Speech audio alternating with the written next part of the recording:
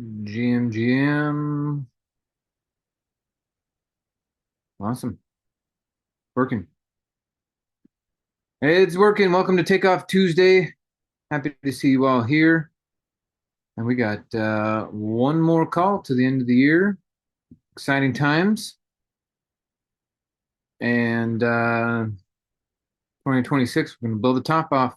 We found a pattern that works, and we're just going to maximize 10x what we were able to do. Okay, quote of the day. If I knew that if I failed, I would regret it. Sorry, one more time. I knew that if I failed, I wouldn't regret that. But I knew the one thing I might regret is not trying. Jeff Bezos. Bezos. I knew that if I failed, I wouldn't regret that. But I knew one thing I might regret is not trying. So you got to try. Guaranteed failure if you don't try. Okay, so that's what we're all doing here. We're all trying. We're all making it work. Let's check the calendar real quick. What are you going to be taking advantage of in the coming week? Just so you know, Friday evening, there's going to be a cash flow game, 6:30 Mountain Time in Tooele.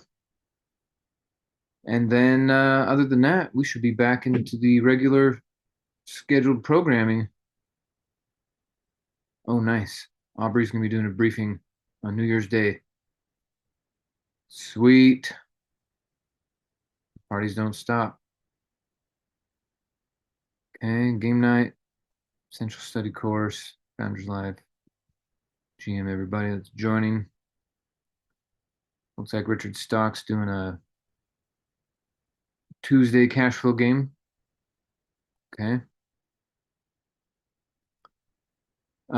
Cool. And then just wanted to remind everyone that we are going to be having a new first flip challenge coming up.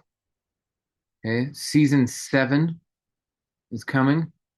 So it's working. Folks, it's working. People need a challenge. People need guidance. They need a coach. And they need a system to follow. So anyway, here we are, Takeoff Tuesday, and we got Mr. Bill Predebon in the house. Wanted to also just a reminder again, we're going to keep doing it until we get there, is we're going to be switching our streaming platform and making it more usable, more user-friendly, and we're going to be rewarding the people who watch their classes. Okay. I think that competence must be prioritized, and the more classes you watch, the more our instructors and facilitators are going to support you. Okay. It's not just the wanting of your goal, it's you are working towards it, just like we all are. And at the same time, we're also coachable. You're learning something, you come and share it. We all get to learn together. So, we have this system. It works. It's produced thousands of investors. And so why not you? And why not more? And why not more of your students that can copy it too? At one level, we are working on reducing and eliminating suffering wherever we can. And I'm glad that we get to do it inside this platform, teaching people how to make more money, save their time, save their life, uh, prioritize, where money should really be in their life, and that it's at the bottom of the totem pole of riches, right? Your health, your relationships, your peace of mind, all these other things are way more important than money.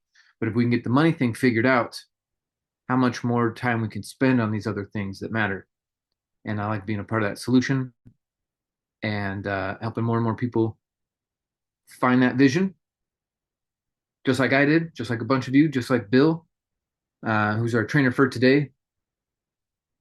One of the defining qualities of being a successful entrepreneur is constantly solving problems. If you just look at it all as a puzzle to be solved and you stay in that mindset of there's a solution here somewhere, and And too many people mistakenly think that because a problem is present, that they're doing something wrong, and then they want to quit and run back to a job. But entrepreneurs surely understand that when that problem presents itself, it's an opportunity for an expansion, for a profit, for something, and to look at it with the right attitude. So Bill has done just that constantly, which is one reason why he's able to do hundreds of deals, help hundreds and hundreds of students get into deals as well. I dare say through this platform, he's affected 1,000 people since being a part of our training program and being able to solve problems whenever it comes up, whether it's short sales, it's foreclosures, it's lease options, it's wholesaling. All of those have different problems. And if you're wearing that hat of the problem solver, you're going to make way more money, not just in real estate, but in the marketing, in the community expansion. And I hope you understand that the more our community expands, the more deals to be had, the more lives are changed, the more value is created, and that value we get to exchange for money to then go create more value. Keep that cycle going, right? One thing I'm inspired by when I listen to Bill talk about his deals or his life by design is that it doesn't matter when you start, it matters that you start. And um, and once you're on that track, how many more people can you bring along with you? We talked about this statue of responsibility. I feel like Bill is one of those people that reaches his hand down and helps more people get up to a higher state in life. And when he agreed to take on this spot of talking, teaching, helping, facilitating, inspiring, and has been showing up every week ever since. And with what we have in store for 2026, how many more people we can affect, we're going to be seeing thousands of people watch the workshops, the trainings, and with what's coming down the pipe. So pay attention, stay involved, stay focused, think bigger, try harder. And I, Bill, I honestly don't have a topic for today. It was kind of free flowing a little bit what we wanted to talk about, but I know you're well versed in all kinds of things, short term, long term, big deals, small deals, contracts, development. Um, and I know recently you've had to deal with contractors in all kinds of situations, solving problems left and right. But one thing I want to say is thank you for constantly showing up with a problem solving attitude because I know it's not easy. It's way more common out in the world to be negative and complain, but your mindset always on solutions definitely inspires me to try bigger, do more deals. So thank you for being consistent throughout the storms, and thanks for being here today. So, folks, let's give a big warm welcome, Mr. Bill Predebon, GM, to New Year's Eve Eve. Yeah, good morning, everybody. Happy holidays. Merry Christmas, Happy New Year, and right on. Yeah, no, it's exciting to be here, Michael, and thank you for I know everybody realizes or at least acknowledges that we wouldn't be here if it wasn't for you. I mean, it's really nice to have this platform here and this community, this group. You've stuck with it too, when you didn't have to. And you're always, looking forward to creating a little more for the community. I mean, far more than I do for the community, but I'm just grateful to be a part of it. And I know everybody, we've got the regulars that are showing up here every week as well. So thank you to everybody. Yep. Hey, Gilda, and contributing. And I'm looking forward to growing, definitely growing the platform and growing the opportunity. Um, I'm looking forward to seeing what that looks like. So we'll see how things turn. But yeah, of course, if for topics for whatever we're doing today, anybody has anything, as you guys and girls know, we can talk real estate anytime. Um, and we try to hit some of the marketing here as well. I know Michael covers that at length and in detail. Look at that, I have a vacuum in the background. Staying clean. That's fine. I just moved some furniture around so I could create an office for Sherry. We're staying here longer than we wanted to, or we thought we were going to have to. So we were going to be back to Christmas or to Michigan for Christmas, but it didn't work out that way. So um she's we moved the other bedroom in. This is like it's like a three bedroom, but this bedroom you have to walk through it to get to the master. It's kind of a weird, but it's a short-term rental, so people don't care. But I have an office set up here for the short-term rental with a futon bed, and then I have a mattress, a really nice mattress pad for the futon, so it's actually a pretty comfortable bed. But yeah, so So one good. thing I wanted to that's impressed upon me is the speed at which the people are going to find themselves needing community, not necessarily a job. Everyone talks about, oh no, the robots are coming, taking our jobs, taking our jobs. That's fine. It's been that way ever since the first machine was made, right? They've been taking our jobs when, steamboats, eliminated the paddle boat. Like it's a thing. I get it. Machines come. So instead of trying to stop the wave, what can we do to be prepared for the opportunity the wave creates? And it's not necessarily invest in AI tech companies. That ship has sailed. Right, you had to read the charts 10 years ago to get the gains on that. All right, so what's the next opportunity is what problems will be created by how, robotic, automated, and supposedly intelligent uh, these processes of life are going to be taken over. What's the problem that's going to come from that? What do you guys think? And then, of course, the follow-up question is, how do we make a profitable solution for that? What what would be the problem No, the biggest if problem will biggest go ahead? problem I see the biggest problem that I see is that basically all knowledge work is eradicated. Yeah, Ironically, like you're gonna have to go and I mean, fortunately we're in real estate and we focus on trades, and that's always been we thought that the trades were gonna be the first to be automated, but it's actually the knowledge work that's automated.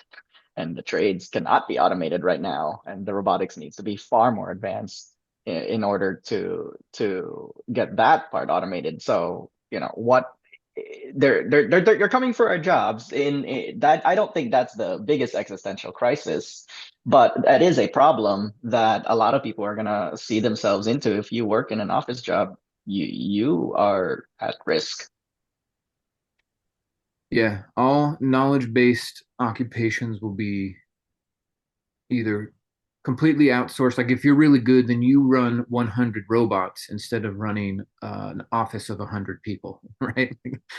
Uh, so how does that create an opportunity for us?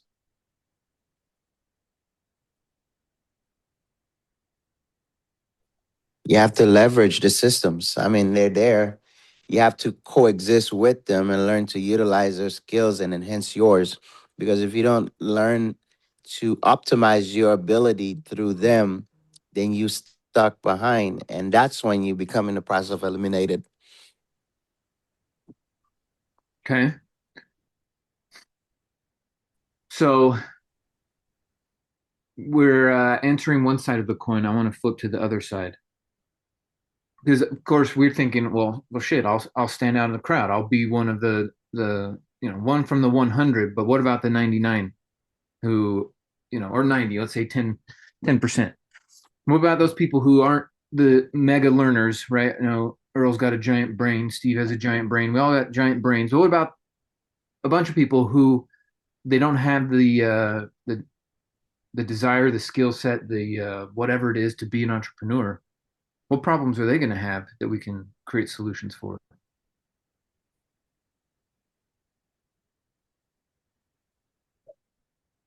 If everything you do is automated, right? Your dog walking gets automated, your sandwich making gets automated, your mail gets automated, everything you do, your gardening gets automated. What What is do the thing? you what do you mean? I mean, like the things that you would normally fill up your day with, a physical robot or a digital robot is going to do the majority of it. Well, that's the I guess the belief, right? But if we think about if you think about, and I could be totally off base, but if you think about the Apple computer, right, and computers in general, like when was the first one invented? Like 1970? Late 70s, yeah. So, um, I thought it was earlier than that, but I'll find out real quick. Oh, it was the nice. what's that? Yeah, I thought it was early 80s, but that might have been like a later model in No, the because I had a I Apple had II. a I had a desktop computer in the early 80s. My dad bought us an Apple Yeah. computer. So what I was getting at is like it didn't become a household item for quite some time. Like now everybody has a computer, but you're talking about 4 decades later, right? And it's been that way for a little while, but not an eternity. So like the fact that people or companies for that matter are going to have robots replacing humans is going to be a, a you know what I would call a period of time, right? Like the Industrial Revolution, right? That was a period of time. It was a Hmm. result of the war, right? And it took a long time for the Industrial Revolution to dissipate and for the information revolution to take over, right? Being computers, um, you need to be in position to control as many as possible. I mean, I guess that's possible. I don't what I'm getting at is I don't know what changes, right? I don't like if you think about computers started to infiltrate the the uh the universities and even high schools in the 80s and into the 90s, computer classes were a thing to be taught now. Um, will AI be something already to be taught, right? It's something that's being taught through Facebook and stuff, right? There's people that have been on it for a few years now. Um, but the world in itself, it seems like just evolved around it, right? Um, I don't know that anybody did anything differently. I think that people that didn't get an at-home computer were at a disadvantage, right? Who didn't learn how to use computers were at a disadvantage. I would say that if you did not go into computers as a young adult in um in the 90s, right, or in the late 80s, if you didn't start studying computer engineering, right, and computer science and these courses, then your opportunities, I think, were less, and you were going to get a lesser paying job, right? Unless you went into a specialty, you could still go into law, you could still go into health field, you could still go into the um in engineering um and those types of practices. I think it created more entrepreneurs. So I think that we will see more entrepreneurs as AI develops, right? Because they'll be able to use AI to create businesses and create things that are in need because we just have too many people in the world and in the United States that will simply sit down and will simply watch. I mean, they will expect to be taken care of to some degree, right? They will still expect assistance. So, um, so in my mind, when I'm posed with this question and I get afraid of AI, I get afraid of am I going to miss out? Am I going to miss out on another opportunity to buy, invest in Apple when it's low? Are you coming this way? Hold on.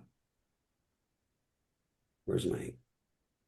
Well, one thing that like there, regardless of the Okay. robots coming through or doing the work, there's still always been this thing that humans desire that is, even leveraged in punishing people, right? Like if someone goes to jail, that's one thing, but if you want to punish them even more, what do? You put them in solitary confinement. right? We've figured out that that is one of the most punishing things a human can experience. So what does that make you think about AI and robots? If solitary Certainly, confinement, yeah, go ahead. yeah, I mean, one of the we all need to learn how to become unemployable. I know in our journey through Renatus, it's been a key lesson, I suppose. And Michael Huggins has said it over and over again. Is he has never been employable. It's chronically unemployable, right? And I think we all need to go that route because employment wasn't the it was a myth. It was a myth, the myth of security. Um, and and I think I do see a world very, very, very soon where just like we all have smartphones nowadays and we all have email and all that, and I think we will also it'll be ubiquitous that we all have an AI agent or multiple, more likely multiple AI agents. Personally, I'm going the way of like, let's not even rely on these third-party companies like OpenAI and others to be hosting the AI because they're just data collection. Like you are the product. That just like social media, you are the product. Your all of your input going into the big machine to train them and get and make them smarter, but also lack of privacy and all of that. That's a human right.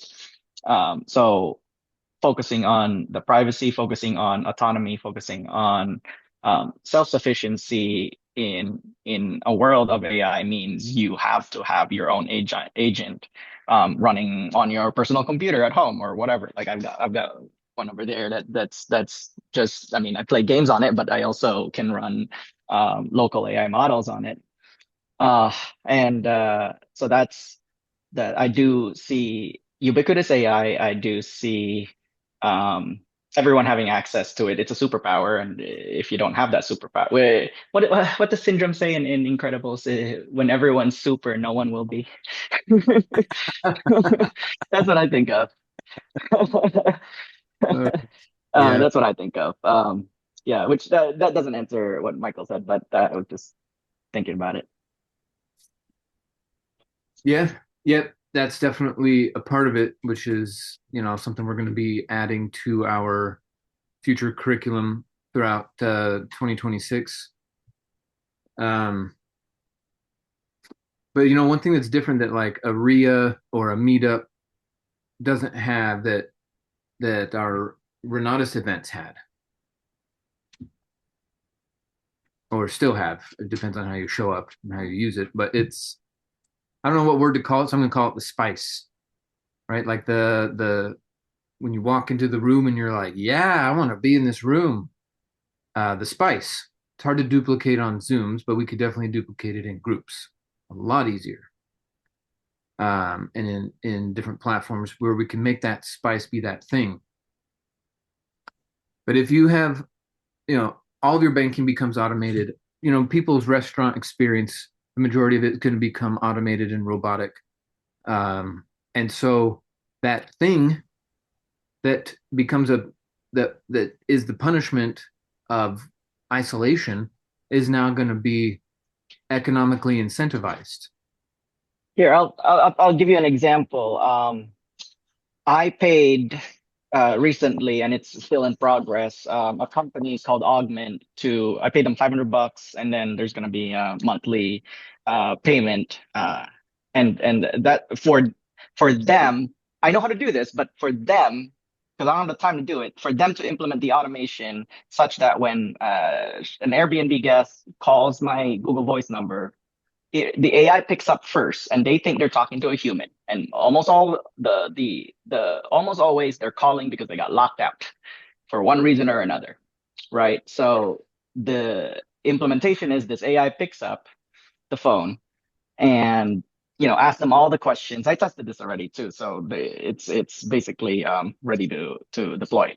It picks up, tell ask the guests where are they standing, what door are they at, and either gives them the code, or, remotely unlocks the door in front of them. It's just a lot of human error that is the reason they're calling. and I'm willing to pay for that because I don't want to keep picking up the phone just because someone's locked out, right? And I have a VA, but sometimes I have two VAs, and I have co-hosts and all that, but uh, often they're not available, right? A guest might be locked out at 2 in the morning, who knows? And humans aren't always available. So I paid someone else to implement a system they'll respond to guests over the phone. Can also respond to guests via chat, but that's a extra. And I was like, I already have chat down pat with Hospitable. So they're integrating all the systems together so that my short-term rental business, is even more automated than it already was. Ah, And so that's a problem that I'm willing to pay for to solve. yeah. Yeah, so a lot of VAs won't even have something to do. Guys, what the reason I'm bringing this up, I don't necessarily have the answer. What I'm just trying to do is bring up questions instead of us reading narratives all the time and different headlines from different articles. Are you even asking the right question about the problem you're interested in?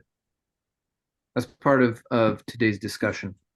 I definitely get what Bill's saying about like, well, shit, computers have been around for 50 years and not much has changed, right? There's still, you know, it's maybe changed in variations we didn't guess. They're in our pockets.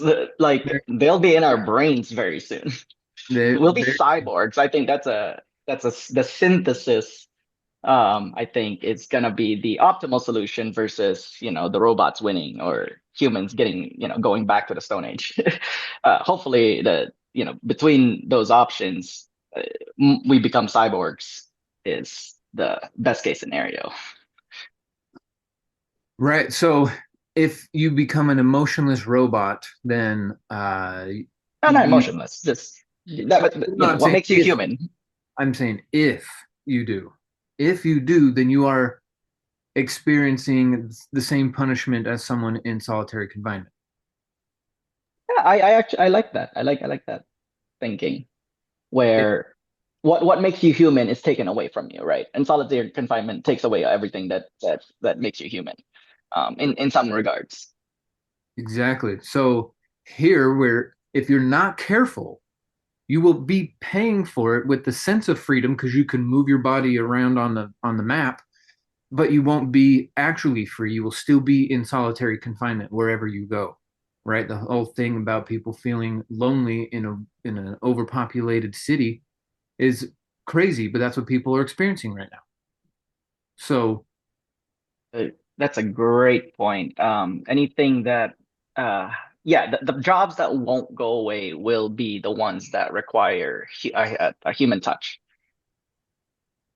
exactly. So that's bringing me to the point of the opportunity here of making the human touch.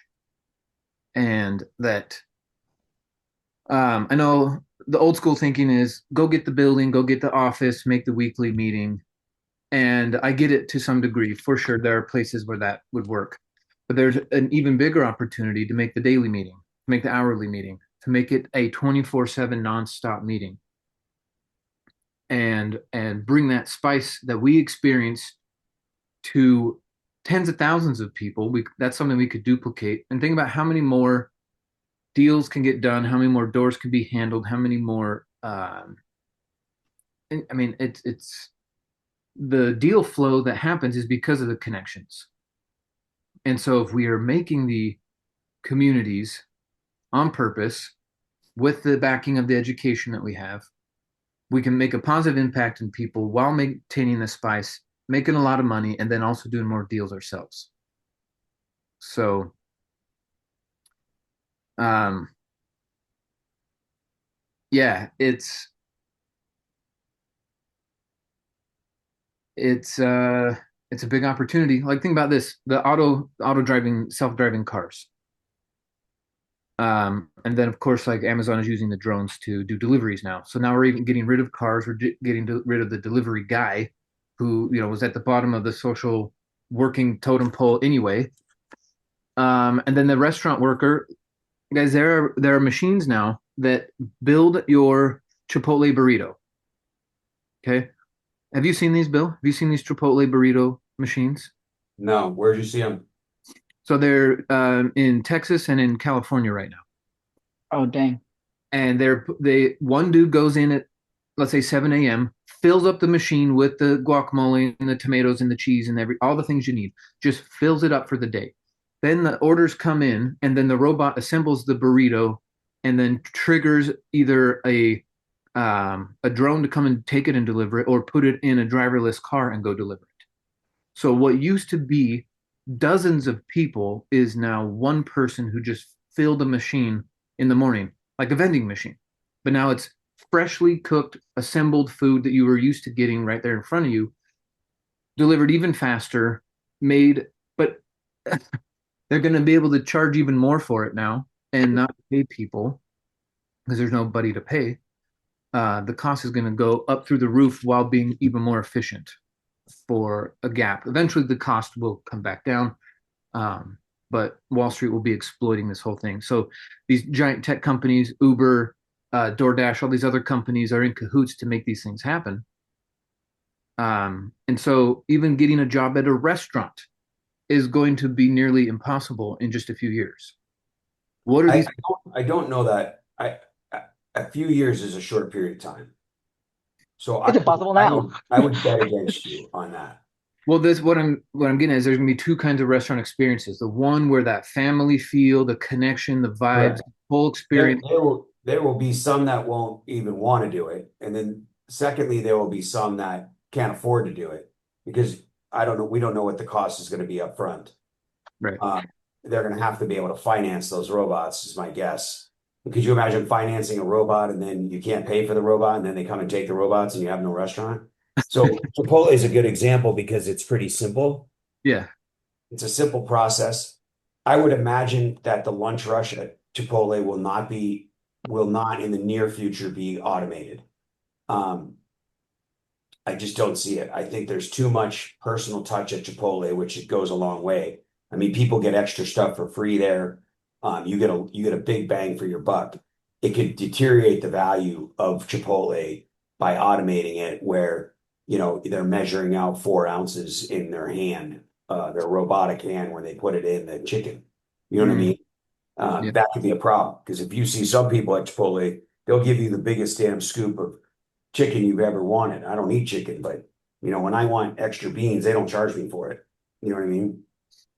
Right. So Yeah, they could take that philosophy though and play it that the robot likes you, and they could give you an extra scoop because you're a loyal customer. I don't disagree that they'll be as human as possible, right? And I just don't think it's going to be in a few years. And I think it'll be, I, I, if you look at history and history repeats itself, right?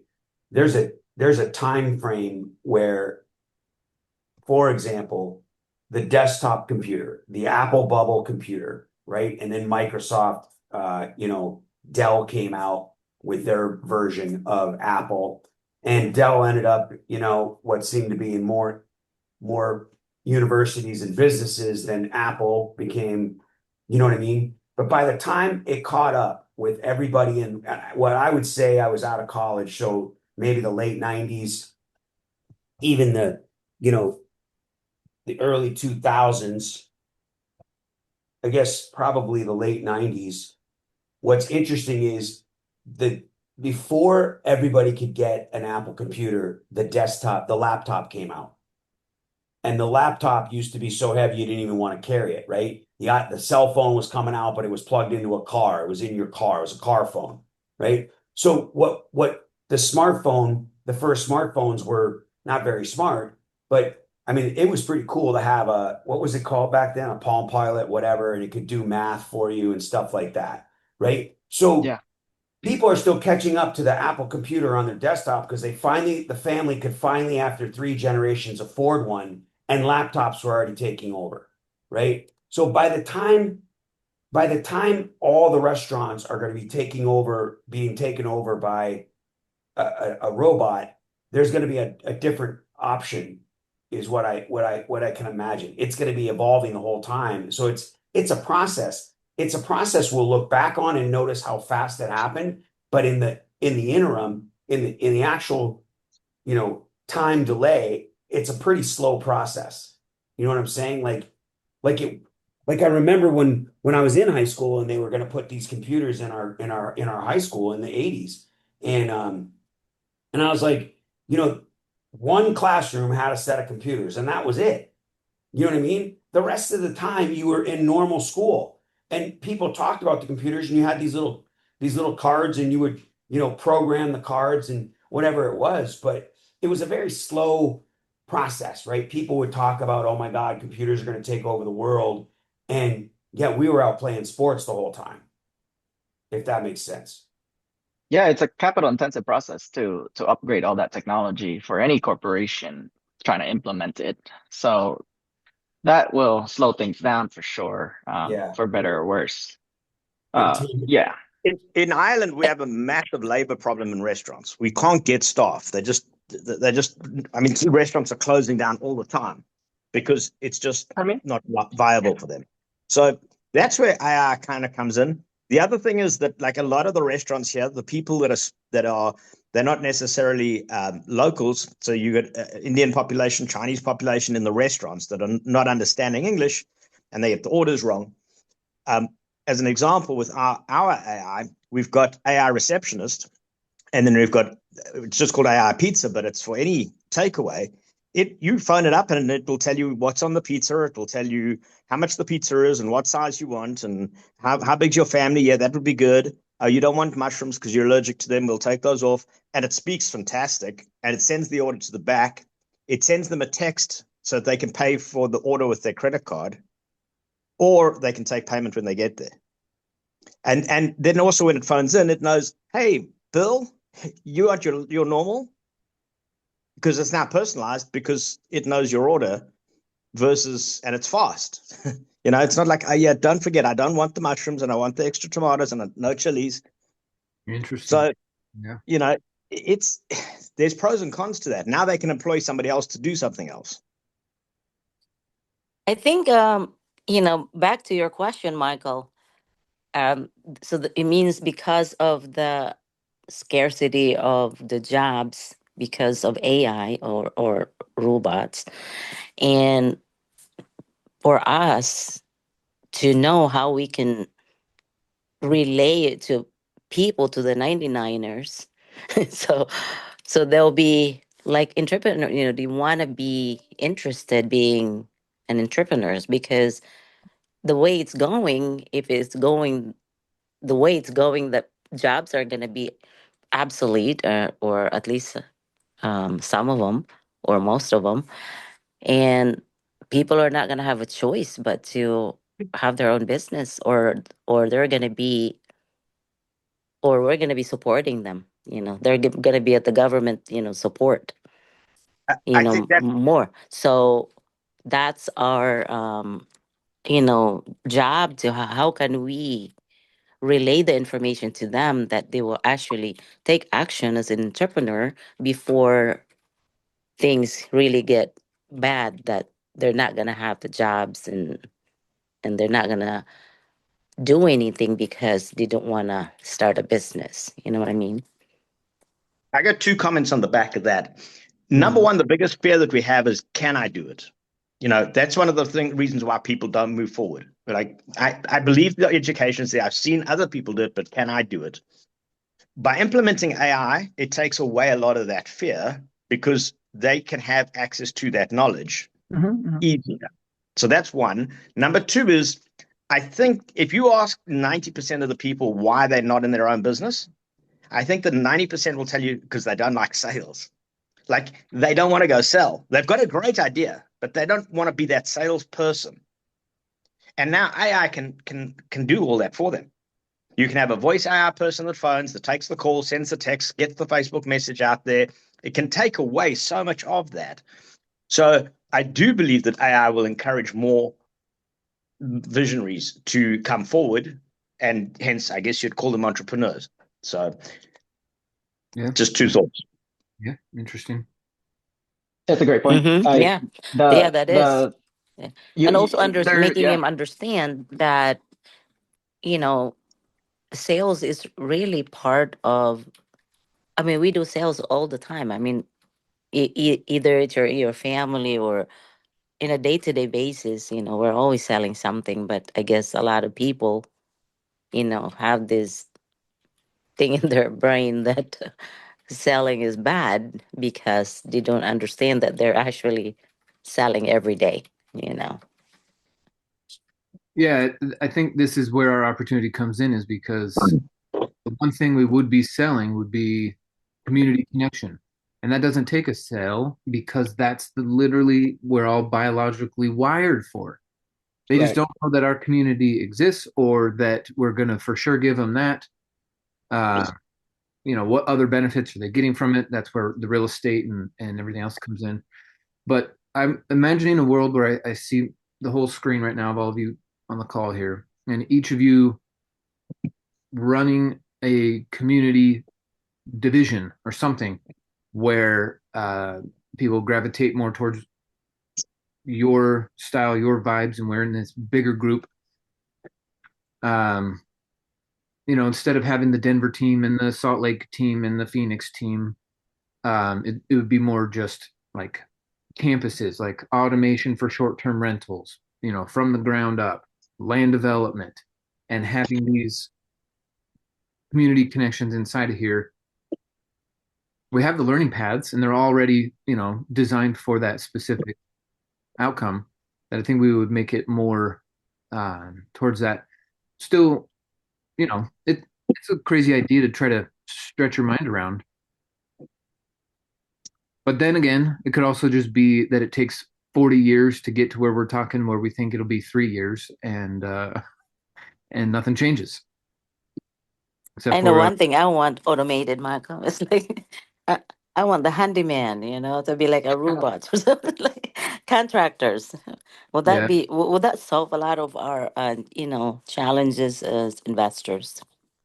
That's the last thing that's gonna be. I know. It's there. Yeah, you have edge case up after edge case. Like every single thing is an I edge case. Like know. literally, I just had a guy here who came and installed a little lip at my shower because the floor is slanted the wrong way, so the water's draining out and flooding my apartment.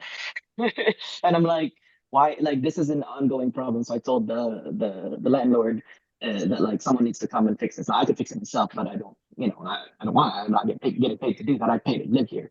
So someone come please fix this thing. And that's not something that's gonna get automated. That's the last. So like, if you are worried about jobs, like learn some skills, learn some practical, tactical skills. Get your YouTube, get your AI to teach you how to build that thing, right? Or fix that thing. Like you can turn on ChatGPT's camera and be like, please tell me how to fix this. Like I've had it do that when like my scooter broke down, in the middle of parking lot, and I'm like, I don't know what's wrong with my scooter. I can't get it to start, and it helped me troubleshoot the whole thing with with the camera. So use your tools. And use a robot to be a fireman. You're just the hands, right? The robot doesn't have hands. So the synergy is when the robot is the brain and you are the hands. What did Damien say? I said you can't use a robot to be a fireman. Well, there'll be a time that robots may look like humans too. So you know how it is right now with I, with all this why can't you AI. use a robot to be a fireman? What'd you say, Bill? Isn't that what he said? You Yeah, can't that's use, what I said. but I would think it would be, so that's one thing I would Yeah, think I they'd think want they'll to be able to do automate right that. away because Well, there's I'm no they'll I'm a probably be fireman. flying in drones. Save it would They'll save a lot of lives, though. I'm I would I'm they'll a think fly so. fireman. drones in and dump stuff on the fire with the drones. I'm a fireman, and we do more than just put out fires. If you guys knew the amount of calls that we get called for, is Oh, I would agree with that. Yeah, because you have to hit every 911 call. You have to worry about someone shooting themselves or car accident. Yeah, yeah, that is different. I agree bats with in that. somebody's house, cat in a tree, any call, Yeah. anything that you would think Oh, that you guys really do get cats out of the trees? No, cats I'm out of the kidding. trees. If your house is flooding and you don't know how to turn the water off in your house, That is true. That part of the fireman, I instantly my brain goes, a robot's going to run into a fire. That's where I was going with that. So that's why I wanted the clarity. You're right. Thank you. Yes, sir. No, I would agree. The medical field, the first responders, the catastrophe field, there's no way that we would want to. I don't know that the powers that be would allow, not necessarily allow, but they would lobby for that human touch to stay intact, Mm-hmm. as Michael was referencing earlier, to keep community. It would almost be like, if you could control the oxygen, but you still gave everybody oxygen just to keep them, sane and alive, right? So they could still buy your shit, right? If you kill everybody, then no one buys your stuff and you don't get rich, right? So I think that there will be those. It's hard to imagine that they would want to have it that way. But yeah, no, that makes sense. I would agree with you. So the Well, directive of this discussion, which I appreciate for sure, it's about finding solutions. I think one of the directives is to invite people to join us, um, for the connection, not for the let's become millionaires, because that falls deaf to so many ears. But the join for the connection, join for the connection, join for the connection. I mean, at the end of the day, that's what we all learned. We came for the money, we stayed for the people. So what if we just start talking about the people as the pitch? Then you don't have to be a salesperson. You don't have to go through all the technicals of a commercial deal or whatever. You're just here for the connection. I love waking up and seeing and knowing that I got a call today. But then the call ends and then I got to wait for the next one. But if we had a spot where it was just constantly in, every time Earl did a thing, it was posted somewhere and I didn't have to go to Facebook or go to YouTube to see the damn thing. It's all in our spot. That's coming. We We're building we that. use we use Discord for that, at least in the Lofty community. And it's just like my office is like the chat. It's like Slack, but yeah, yeah, it's always there, and different channels for different topics and different properties. Yeah, exactly. So that's what we're going to be doing, but for our paid members. For now, we will keep charging because it's very valuable. I'm sure at some point, maybe 20 years from now, maybe two, depending on the roll of the AI dice, whether we charge or not.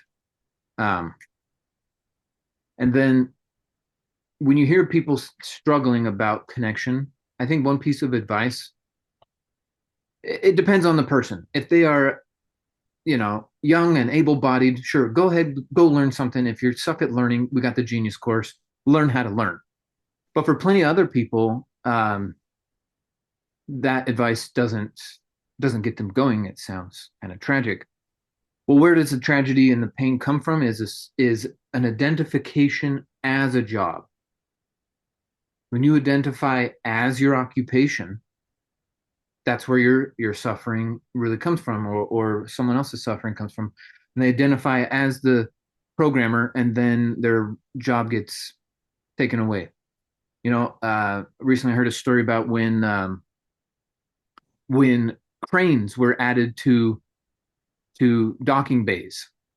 It used to be that when a boat came from the ocean, there'd be dozens of guys, hundreds of guys come and unload for weeks at a time, unload these fleets and just bag after bag after bag.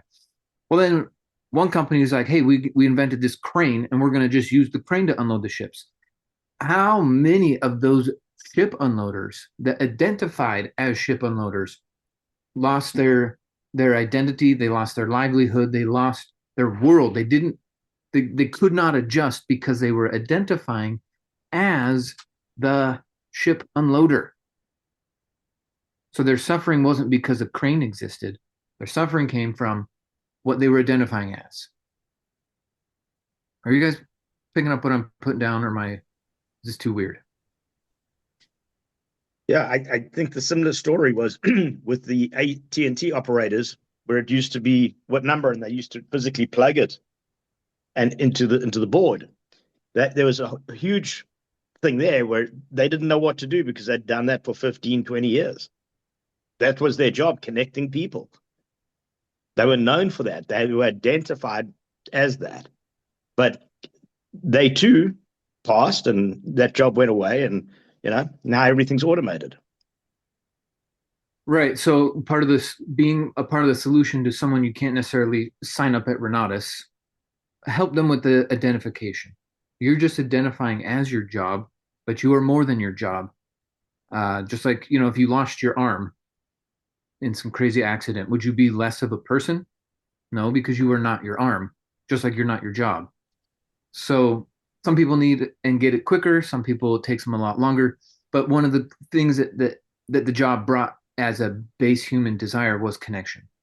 So getting more people involved in our community is going to be helping people with connection. It'll be helping you make more money. It'll be helping us drive a positive purpose on the planet. And so I want to challenge you to think about recruiting and then not just getting them in the program, but supporting them along the way and how much more fun you can have and get that the opposite of the isolation, right? Get completely surrounded and connected.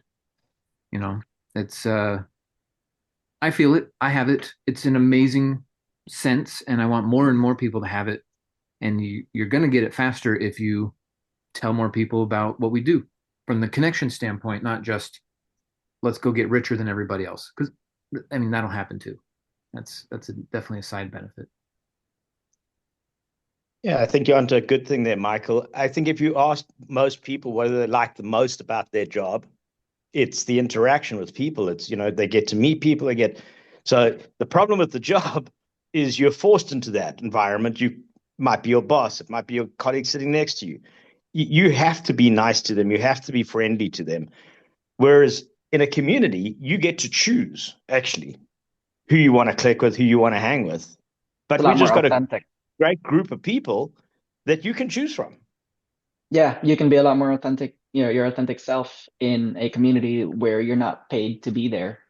Yeah, Whether exactly. it's free or you pay a little subscription or whatever, if you are there by choice, then you have the autonomy and you can be more authentic about your relationships and your business.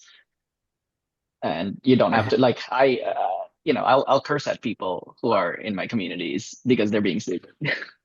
And I don't have to worry about getting fired for it. Right. Let me help you by starting out with you're being dumb. Right? But that's what we need, man. I'd rather have someone tell me I'm doing something dumb heading towards a wall instead of smashing into the wall. Hurt my feelings, but don't let me smash into the wall. Well, if it's a job, they probably pushing you into the wall. There you go. Even worse. So, one thing I like about having these discussions with Bill is he always challenges me. He goes, "Nah, I bet you're wrong. I bet it's going to take way longer." Because I get into my own little world about I'm right, I'm right, I'm right. It's coming next week. Everything will be automated, and 2 weeks from now we'll be on Mars. And Bill's like, no. It's the chronic optimism. Yeah, for sure. It's heavy in me. So, Well, the reason I don't know the reason for that is, you know, change can create fear, right? And paralyze. And typically that's just not having the knowledge um needed to kind of understand the change and the what's happening. Um, I think you take a lot of time to research, to investigate and learn. Um, and many people are just caught up in their own stuff, or they'll choose to ignore, which is an easier path, a more human nature path, right? To just ignore it. Um, so, it's important to remind ourselves what we can control, right? And to take a look at, to acknowledge what's happening, to acknowledge what's out there and what's available to us, and potentially discuss how we can take advantage of it and use it to our, to our necessity and our needs and our situation, and let the world that we can't control do what it's going to do, right? But be in tune to it, but not be moved by it, not be driven by it or controlled by it, right? We still have to know that you got to take care of your kids, you got to feed your kids, you got to put money on, food on the table, you got to earn a living, you've got to, if you want to still create an income or a legacy, and you want to be able to pass things on to your children so that it's easier, or to a charity, or whatever it is that whatever goals you want or things that you want to do. My dog is telling me she did not get her rock this morning. Um, that I'll be right there. Very mad. Um, we still have to then make a living and then take that money that we don't need, or that, doesn't have to pay the bills or whatever, however we're making that work. And then we have to invest it. And we have to invest it in something we understand and know. And if AI can help us do that faster and better, then so be it, right? Then learn about it and take advantage of it. If a community of Renatus can help us do that, then so be it. If there's another avenue, then choose that other avenue. But those things will stay the same. Um, and the goal is to, when markets change, when prevalence change, when it doesn't change the fact that I am going to, right? It's not until real estate goes down to, when all the statistics around real estate go away, where most millionaires don't hold their money in real estate, but they hold their money in an AI company, right? Then I will start to look at the best in AI companies as a main goal, right? Because that's going to give me my best chance, right? Because I'm not a special person. I'm not in the 1% of the wealthy. I have to be in the 90% of the wealthy that become wealthy through the wealthy strategies, right? I'm not a lawyer, not a doctor, I'm not a professional athlete, I'm not a top 1% salesperson. So until the graph changes, I'm going to focus on real estate, right? And then I will take the technology and let it improve my real estate ability, right? Or, and then when I start to look deeper and you get further along, then, or even in the beginning when you don't want to just do real estate, you also see that they control a company, right? They own a business, they don't own a job. Right? There's a big difference. They own a business. They own manufacturing. They own multiple franchises. They run a company. They don't run a business, right? They own businesses that are run by people that run businesses, right? So, it's interesting when I talk to people that, you know, the that um have that kind of money or whatever it is. It's interesting. It is pretty common, if they did run a business, right, and they own multiple insurance agencies, for example, they ran them for 25 years. That's what they did for a living. But they were smart enough and learned enough to invest in real estate. And then they bought their commercial building, and then they leased out their commercial building to other businesses that were running out of their commercial building. So they had less overhead, right? So they lower their expenses, they increase their income, and they make more money than they need. And then they put it in places where they paid less taxes, right? They put it in places where they could defer. They put it in places where they could refinance, right? Then they played the game of Monopoly, and eventually they probably bought stock in farmers because they had a farmers agency. They probably got, you know what I mean? So they diversified a little bit, but they didn't let the world control them. They stayed in their lane. I think it's, you know what I mean? And as times changed, they started getting computers, right? They would have computers so they could send out automation to all of their clients. You know what I mean? They would expand on different types of licenses so they could sell different, when people started needing whole life instead of term life. Gracie, I will be right there. Come here. Come here. She is very adamant about walking. Um, they did start to automate. They would start to get computers and add, personnel and do things that were, that would not leave them like a Blockbuster, right? Where they're obsolete. They decided to take the videos off the shelves and that sort of fired dog dad, right? I am fired. She wants to go. So yeah, that's what I think. No matter what. But at the same time, like Earl and Michael, we do not want to ignore what's coming and pretend like it's not going to affect us or, and I know no one here is going to like, oh, AI is dumb. That's not what I mean, but you know what I mean? For me, I did that. I'm terrible with computers. I never learned, like I use 1% of my phone, probably. Right. All right, Tamara's got a question. GM Tamara. GM, so I think we've all heard, oh, AI's in real estate, AI's in real estate. Like, and I hear it, but I haven't fully paid attention to what people have said because it's not here yet. But um, realistically, we should be paying a lot more attention. So my question is specifically towards real estate. Like, yes, our community is incredible and the human connection, but I'm just curious, Bill, how do you see AI impacting real estate? Because again, this is just what I've heard. There's no facts or research behind this, is that people are buying properties a lot quicker and a lot more that are using AI. Just had an incredible conversation last night with someone that's starting to figure out how to implement AI into their real estate business. So, Well, number one, if you look at iOS and their AI, right, the AI is predicting when people are going to sell.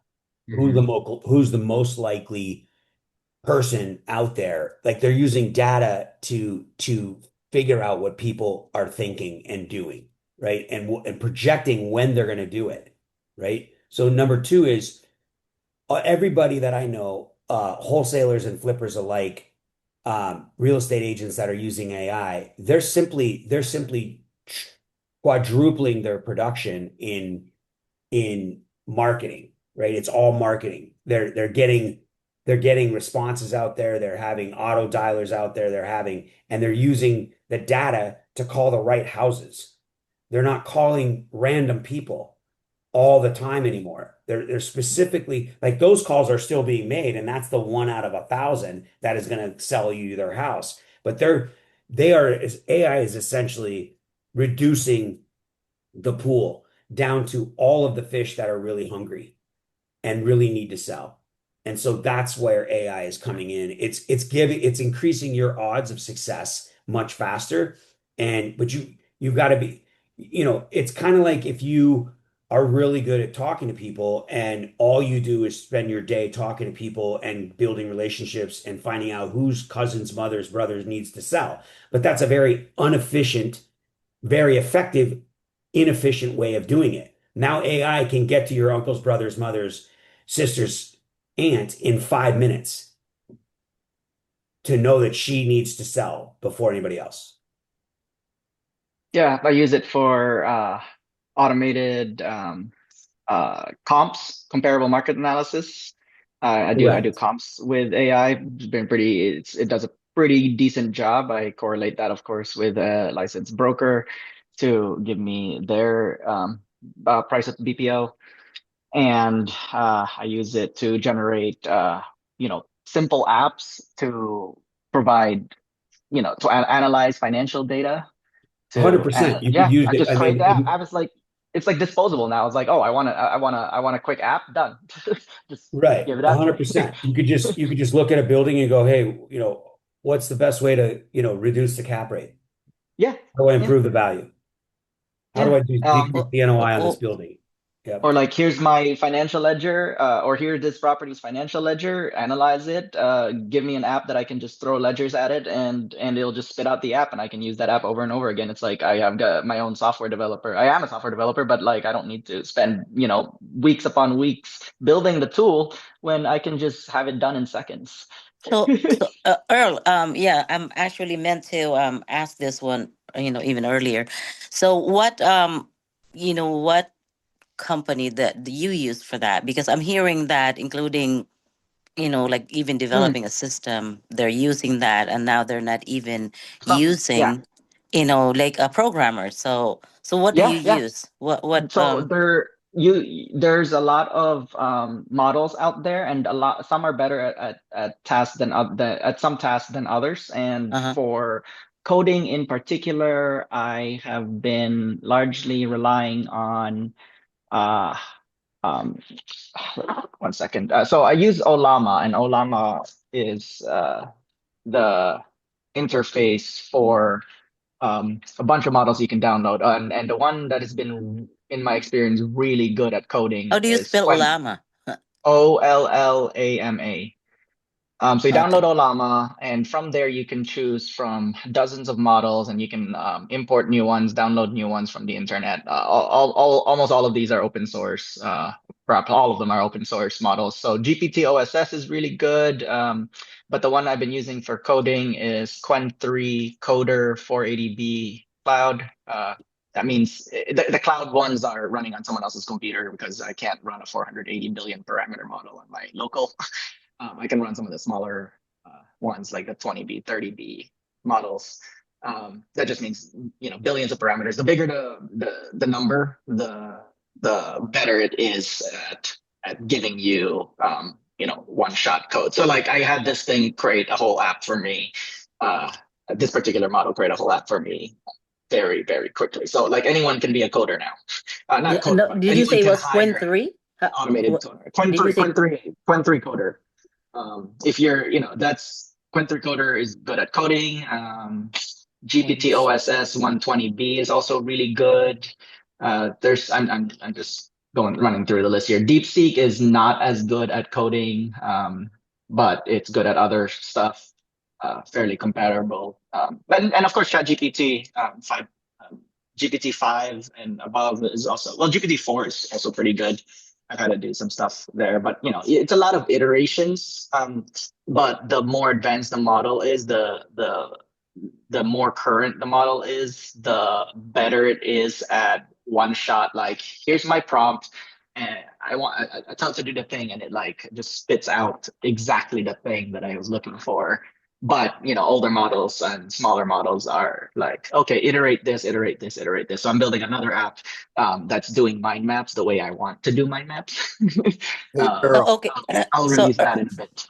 okay, Earl, how do you spell that the Quinn 3 you were talking about? QWEN3. UWEN. Yeah. Okay. Yeah, like I said, these are just models that are available in the drop-down list that's in Olama. So you can find this. You can find all of these in Olama. Olama's a really good. It's the same interface as ChatGPT, so it's gonna be as easy. It's easy to use. But there's a little drop down where you can, just like in ChatGPT, where you can change the model from like GPT-5, GPT-4, etc. There's a little drop down in Olama that you can switch around and try different models out. So yeah, GPT OSS is good. Qwen3 Coder is good. What else? DeepSeek is good for other things. It really depends on what you're doing, but if you want something that's really good at creating video, there's a Qwen3 VL thing.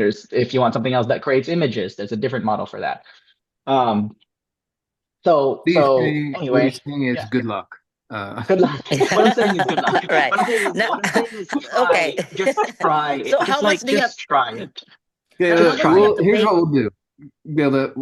Earl and I will make a class. Okay, we'll make little modules. We'll do if thens. If you want this, then do that. If you want this, then do that. That'd be awesome. Because it's going to go into the same thing with cybersecurity, and which is the same thing about your legal and your trust security. You got to take that thing seriously, also. So yeah, we'll simplify it for you. You could take what Earl said and be in YouTube for the next year, and we won't see you. So, yeah. I need something to get rid of all these junk emails. There's something for that too. Okay. Unroll.me. You said what it unroll.me? There you go. I need something to pick out my outfits every day. Wow. Wow. Just kidding. I wish that's my only problem. My challenge, Just Tamara. kidding. Just kidding. Just kidding. Buy 7 of the same so you don't have to choose. Get less decision fatigue. Yeah. That's awesome. Well, Okay. this is awesome. So yeah. We're here This to is a fascinating conversation. I'm really appreciating you, Earl.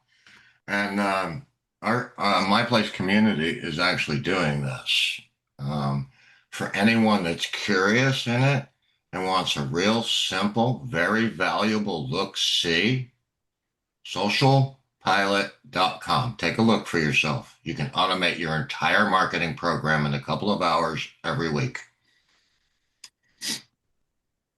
Okay. Everything has pros and cons, so just be aware of that. But like I said, yeah, it's a deep dive thing. If you guys want more guidance, we want to make it a path. But that could also be something that when you're out there recruiting and telling people about why to join us, we can have this other thing too. So we'll work on that and keep bringing value.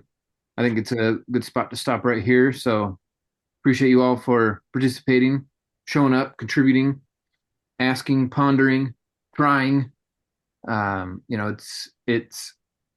It's a worthwhile work that we're working on, and you may be tempted to ease off the gas or get distracted or change lanes, but don't do it. You pick this, you're here, stay focused until you get the outcome that you're after, and it'll work. And we'll be here with you. So thank you, everybody. Anthony, Steve, Bill, Earl, Gilda, Tamara, all of you. Damien, Corey, Aubrey, Celeste, all of you contribute in amazing ways. Heidi, Doug, Deborah, everyone else catching recording. Scott, Francisco, keep showing up. Awesome. Mahilani, Vivian's robot is here as always. So GM to that. And Takeoff Tuesday, the man himself, Mr. Billy P, the Bulldog. Appreciate you all. Thank you, Billy P. Happy Thank New Year. you. Last Thank go. you. Thank Make you, sure you walk your Michael. dog. Awesome. Happy New Year, everybody.